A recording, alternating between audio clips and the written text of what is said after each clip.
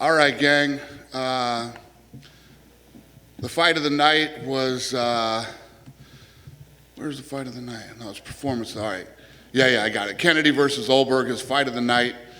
Kai Kara France, performance of the night.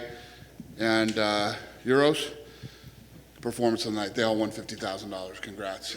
Yeah. Dana, I wanted to ask you about the main event. Maybe not quite the barn burner that everybody was hoping for, but it ended up being kind of a technical battle. What did you think about the way the fight played out, and of course, how the scores played out? Yeah, it's one of those things where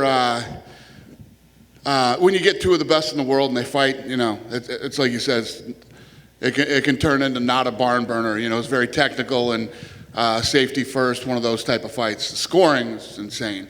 These guys are giving out 10-8 rounds like fucking. There were 2 rounds in that fight that they gave a 10-8. Now, when I came up in the fight business, a 10-8 was an ass whooping. You got your ass whooped. You didn't do shit in that round and got beat down if it was a 10-8. They got to stop giving this 10-8 shit's out of control right now. So hopefully we can get this fixed, and they're going to screw up a lot of fights. They're handing out 10-8s like that. There was no 10-8 in that fight. Israel obviously comes up short in his bid to become a champ, but I'm just curious, kind of what you think this does for him long-term legacy. I mean, he took a chance, right? I mean, he took a big shot by moving up. So does this impact him negatively, or ultimately does this maybe be a positive that he rolled the dice like this? Listen, he's the middleweight champ. He doesn't get the light heavyweight title. He doesn't fight John Jones. But you know what? You can never hurt somebody for thinking big and trying to become great. You know, he gave it a shot tonight and didn't happen. And, you know, Jan is the man. He is the 205-pound champ, and now he starts taking on all comers in that weight division. Yeah. I was going to say, do you think it kind of legitimizes Jan as the champion? I mean, not that he wasn't the champ already, but, you know, some people said, well, it's only because Jan left, you know, that sort of thing. Yeah. Listen, this guy's a tough guy. You've seen all the guys that Izzy's fought and what he's done. You know, Jan's a tough guy. When I got up in the octagon, I put the belt on him tonight, he turned around, looked at me and said, "You don't believe in me." I said, "What the fuck did I do? How did I not believe in you?" These guys are crazy, man. You know, they're very, it's the word I'm looking for. They're very, I don't know. They're fucking crazy. That's what it is. That's the word I'm looking for.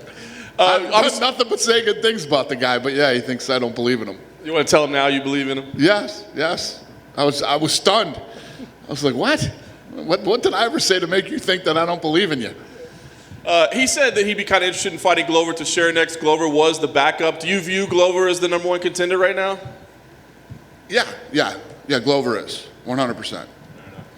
The GOAT in the women's division in the co-main event, obviously just an absolute devastating win. What did you think about Amanda this evening? She's incredible, and she goes in there and she made it look easy tonight against a really tough girl who hits hard and who came to win. So couldn't happen to a better human being. She's one of the sweetest people on earth, and I'm really happy for her. And we're talking about jumping her around quick here for the 135-pound title, since tonight was an easy night for her. So we'll see how it goes. Yeah, I think she got out healthy.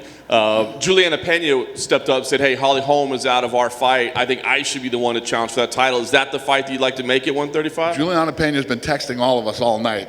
She's been busy tonight. Yeah, we could do that. And then weirdness, of course, in the bantamweight title fight, right? The first ever champ to be crowned via disqualification. Man, what did you think watching that whole thing play out? Yeah, it sucked. It was a good fight. I mean, that was a fight that everybody was excited about tonight. Everybody knew it was going to be good. And, well, that's a bad one. Yeah. Both guys want to run it back. I mean, it was a very competitive fight. Safe to say we put that one back together again? Yeah, as soon as possible. Fair enough. Aljo went to the hospital. He's cleared. Nothing wrong with him. Good. I want to ask you, I mean, the whole card was loaded, right? I mean, it's the top to bottom. There were a lot of big names. The bonuses all went to fighters on the prelims. But a name that had some buzz was Sean Brady, this undefeated guy, taps out. You know, Jake Matthews, a stud. And a lot of people are kind of buzzing around him. Is he kind of on your radar? What do you think about him at this point? Yeah, there's no doubt about it. That guy's an absolute stud, man. And, you know, the Matthews fight for him was a big fight. And you're right. Matthews is tough as nails. Has a great record, and Brady looked good tonight again. Last thing for me, What can you tell us about Dominic Cruz and Hans Molenkamp? What is the story there? And I mean, is this an issue? Obviously, Monster is a big presenting sponsor of the organization. So what's going on here? Yeah, listen, it's all weird. You know, is Hans a goofy dude? Yeah, he's a very goofy dude. But they're a sponsor. I mean, these guys are a sponsor. That they're great sponsors. They pay these guys a lot of money. You know, Monster is one of these companies that really, really takes care of people. And it's their company. They can sponsor whoever they want. They can run their business however they want. This isn't like a work situation where you're working for somebody and you're not happy about the way you're being treated. This is a sponsorship deal. You know, these guys can spend their money and run their company however they want to. And nobody's guaranteed money from a sponsor. There's no, you know, it's a privilege to get money from a sponsor. So if you don't like the way they do business, don't do business with them, you know? But they've been good to us, they've been good to the sport, and they've definitely been good to the fighters, you know? I get it. He doesn't like him, and, you know, some guys have a problem with him, and, you know, it's easy to figure that one out. But Monster as a company, they've been solid, man. They couldn't be any better. I remember the first time that I ever talked to the owner to do a deal with those guys, we had talked about numbers, and then he was like, yeah, no, I want to give the fighters an extra $25,000. And I was like, holy shit. He's like, yeah, no, we take care of people, and we, you know, they're a damn good company, solid, and they take care of people, you know. Everybody needs to realize that when you get a sponsorship deal and you get sponsorship money, it's a privilege. It's not something that you're owed. That's my 2 cents. Good night, Dana. Dana, I'm Yeah. here. Good night. Igor Lazarin is Citas, Russia. Dana, Petr Yan said that he wants to rematch. Are you ready to make it? Yep. And when? I have no fucking idea. I mean, it just happened an hour ago. Tuesday we'll get together and we'll figure out where that fight fits, because Sterling wants the rematch too. They both want the rematch. You got to do the rematch. We'll figure it out. Dana, just going back to the Dominic Cruz hands. You have another one? Hold on a second. Oh, sorry, mate. You guys are jumping all over each other. Kevin was next, but go ahead. Thank you. Islam Makhachev wants to face against Tony Ferguson. What do you think about it? What do I think about Tony Ferguson? About Islam Makhachev against Tony Ferguson. Makhachev against Tony Ferguson, yep. Makhachev versus Tony Ferguson? Yeah. I don't know, man. Sure, yeah. I like it. Yeah. I mean, yeah, I'm sure that'd be a great fight. Is that what somebody wants? It's not about this card, but one question about Zabit Magomedsharipov. His last fight was, I don't know, years ago. Do you have a plan for him and maybe options? Who's this? Zabit Magomedsharipov. Oh, Zabit. Zabit, yep. Yeah, I don't know. What's going on with Zabit? Yeah, we're working on it. Great, thank you. All right. Kevin? Do you feel size was a factor in the main event? Do I feel size? Size was a factor in the Size is always a factor when you move up a weight class in this sport. Especially going, you know, it wasn't going bantamweight to featherweight. You were going middleweight to light heavy, where you got a 20-pound difference. Do you think that showed itself there? It was definitely a factor. It was weight was a factor. You know, when you move up a weight class like that, strength is a factor. How hard these guys hit is a factor. And Jan is the real deal. You know, if you look at and think about what you personally and everyone else thought of Israel Adesanya going into this fight, Jan fought a great fight against him. So. And, you know, Izzy losing, I mean, obviously it kills a number of big fights for you. Do you think it drops him pound for pound? Because he was a middleweight. He was number 3 ranked in the division. And pound for pound is, you know, if everybody was the same. He fought somebody who wasn't the same. Do you think he should hold his spot where he was? Or do you think because he performed the way he did, and judges had it 4 rounds to 1, that maybe he was too hot. Yeah, I think it definitely.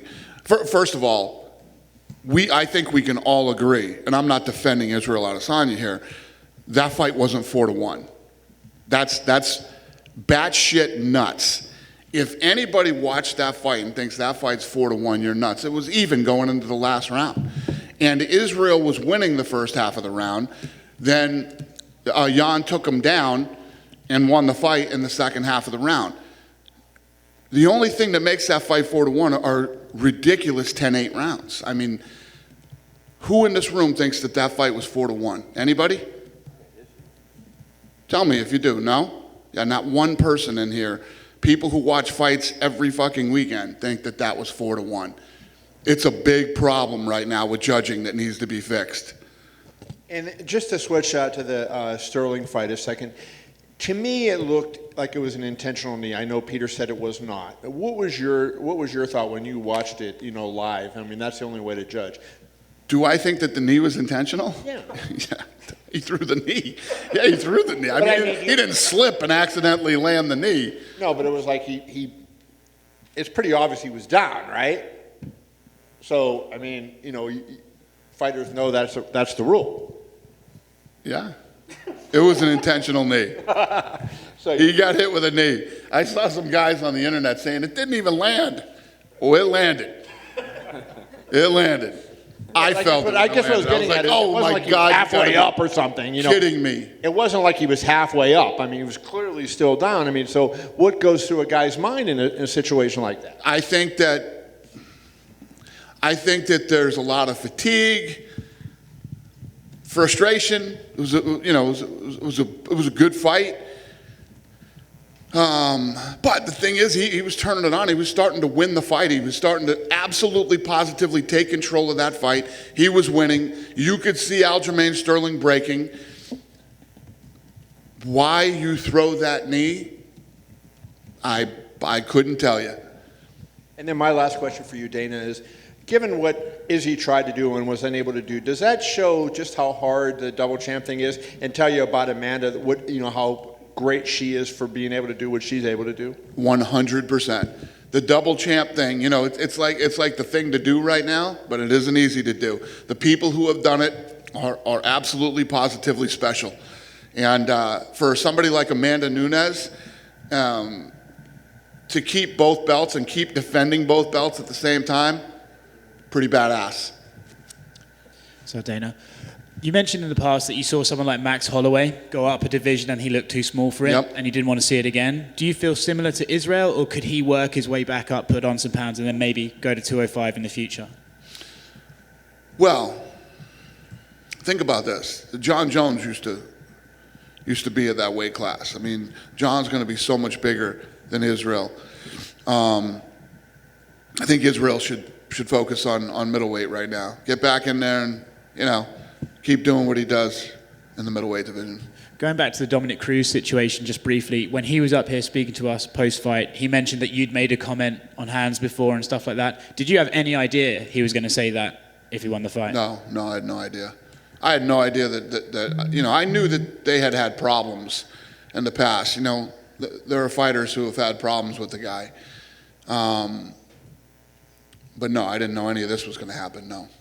Cool. And then just outside of this event, the Venom deal is meant to start next month. Is that right? Yes. When will we be able to see some of the stuff they got coming? And Oh, yeah. When is that? When? Cool. April 10th. The Darren Till Vittori card. I'm using that. I'll say, if Darren Till beats Vittori, is he the logical next contender for Israel Adesanya? I have no idea. I don't know. We'll see. Cheers, Dan. Okay. Dana, right behind him. Did you hear what Tim Elliott had to say against Jordan Espinoza? No. They had a conversation. He said he called Jordan Espinoza a woman beater. Said someone messaged him on Facebook with photos of what Jordan Espinoza did to her and stuff. Is that something you have to look into if it's true or? I have no idea about that. And then finally, did you catch any streamers this fight? No. We didn't. Lawrence was supposed to tell me about that. No, I don't. No, I don't think we did. Yeah. Dana in the back. Yeah. to your far left by the wall. Hi, how are you? Hey there.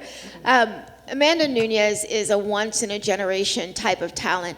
When did you see that? When did you think that perhaps she would be the most special fighter in UFC female history? That's a good question. Her and I started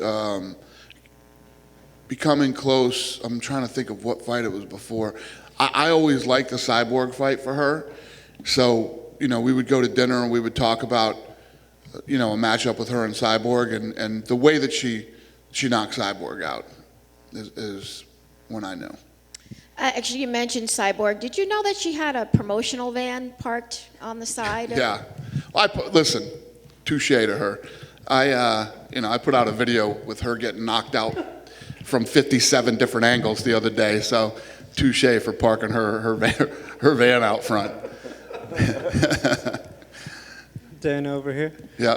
I want to know, obviously, when you have a big star just come up immediately, it's very impressive. But when you have a guy like Jan Blachowicz, he started out 2-4, and it looked like championships weren't on his radar as much as job security, maybe. What's it like to see him have a night like tonight and just make that complete 180 in his career to be one of the top guys now in the company? Yeah, no, I'm happy for the guy.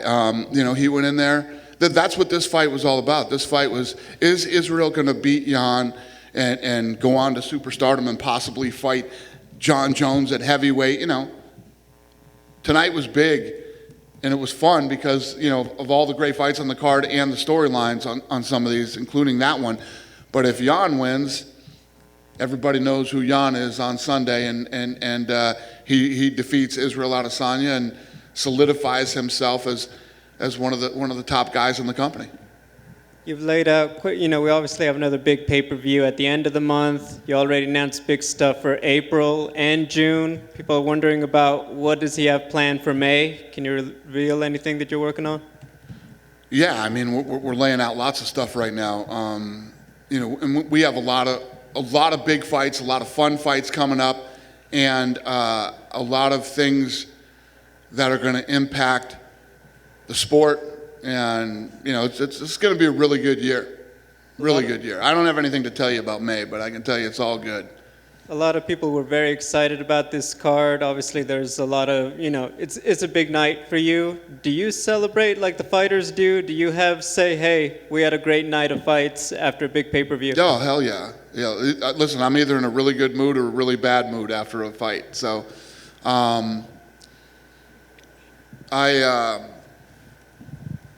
I definitely celebrate one way or the other. Yeah, I'm super emotional about, how we do on Saturday nights. Thank you. Thank you. Two more quick ones. Any numbers trending for this one? Do you have any numbers you can share? It was a good night. It was a really good night. Do I ever share the numbers? I don't ever really share. Sometimes you just say like this is trending #1 in America and all this. We were, is Eric in here? All night. What was weird was, we started early on. We started trending crazy in Canada, and then Brazil, even before the fight started. And it was a big night for us internationally. This was a hot fight. And finally, do you have to have a conversation with Joseph Benavidez? He said he's probably not fighting for a title anytime soon. Just lost to another top-ranked fighter. You said you wanted to have these conversations with like Tyron and JDS and everyone. Do you have to have a conversation with him too? No. Hey, Dana. Yeah? With Amanda Nunes continuing her dominance, there's one featherweight matchup booked with Danielle Wolfe and Felicia Spencer. Depending on the outcome of that, is it potentially a situation where we don't see a fight booked in the female featherweight division for a long time? No, we'll get together on that on Tuesday and figure out what's next. And listen, we'll keep that division cranking as long as the champ wants to defend it. Since the bombshell you made about Texas a couple of days ago, I'm sure your phone's being blown up. Is there any advancements in moving UFC 260 to the state of Texas? Yeah, the governor is claiming that Texas is open. I talked to him, and he wants to open Texas. He wants all businesses to resume, but these mayors in these towns feel differently, so it's unfortunate. Hey, Dana, back here to your right. Islam Makhachev had a big win tonight against Drew Dober. Just wanted to get your thoughts on him and kind of where he stands in the lightweight division. Yeah, no, he put on a great performance against a very tough, durable guy. And the choke that he pulled off tonight, was ridiculous. I don't know if you guys saw what I saw, but when he was squeezing his neck, when he had him in that, there was muscles popping out of like the back of his fucking neck and shoulders that I've never seen before. I didn't even know existed. It's pretty crazy because you look at Drew Dober, that's a solid, tough, strong guy. Yeah, it was pretty badass. Habib was obviously here in his corner. Just wanted to check to see if maybe I had a conversation with him at all. We did. I said, hey, how about September? He laughed like you did. Did he say anything else besides He that? just laughed. That's all he did. So Yeah, we're going to go to dinner. this weekend? Yeah. Okay. And last thing for me, of all the ways that the UFC has succeeded in the last year, where would you rank the Apex as being, on that list of We were talking having about it this- tonight. That's a great question. We were talking about it tonight. If you look at, what's been done through 2020 and 2021 so far here in this building, not just the fights, but facilitating you guys and the Contender Series. The Ultimate Fighter is going to be shot here. The governor's announcing Texas is open. Texas isn't open.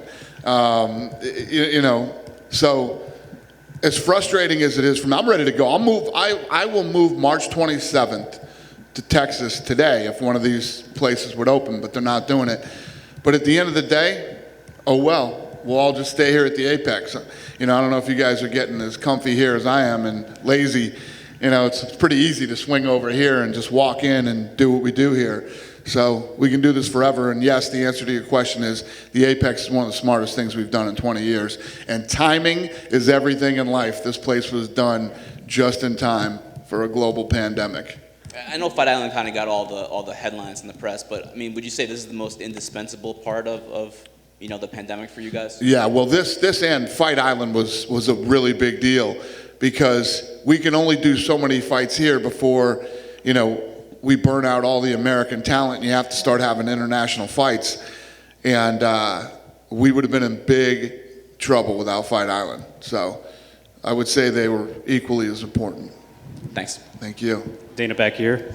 Yeah. You mentioned the problems with judging these days that we've been having, and I know that in the past you've banned referees from officiating at UFC events. Is it possible to do the same with judges?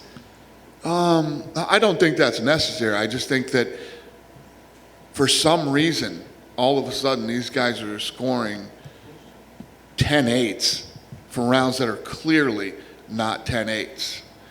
How did you address this? What do you think? It's the criteria they're giving them right now. I think they're getting some bad advice. Yeah. And, UFC 261, you said was kind of targeted or looked at for Singapore. Just kind of curious what happened with that situation. We're still going to Singapore. It's just not when we thought we were. Okay, so not that event then. The world is really fucked up right now. Yes, of course. Yeah. All right, Dana, thanks. Cool. Have a great weekend, you guys. Thank you.